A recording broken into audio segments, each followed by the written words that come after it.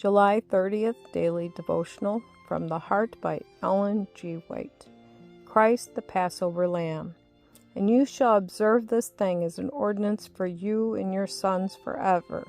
Exodus chapter 12, verse 24.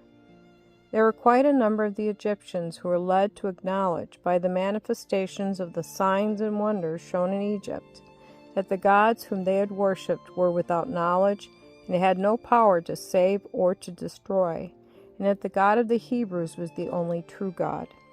They begged to be permitted to come to the houses of the Israelites with their families upon that fearful night when the angel of God should slay the firstborn of the Egyptians.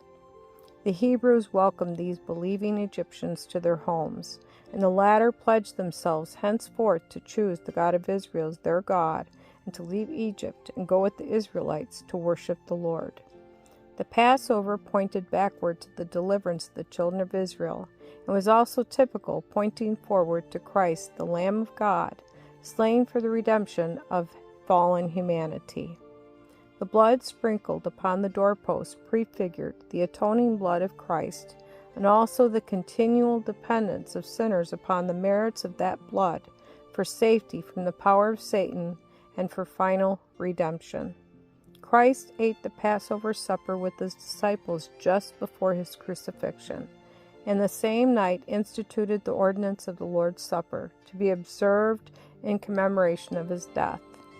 After partaking of the Passover with his disciples, Christ arose from the table and said unto them, With desire I have desired to eat this Passover with you before I suffer. Luke chapter 22, verse 15.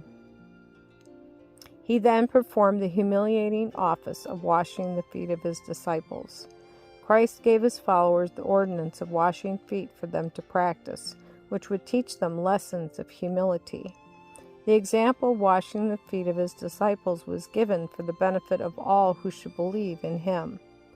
The salvation of men and women depends upon a continual application to their hearts of the cleansing blood of Christ. Therefore, the Lord's Supper was to be observed more frequently than the annual Passover. This solemn ordinance commemorates a far greater event than the deliverance of the children of Israel from Egypt.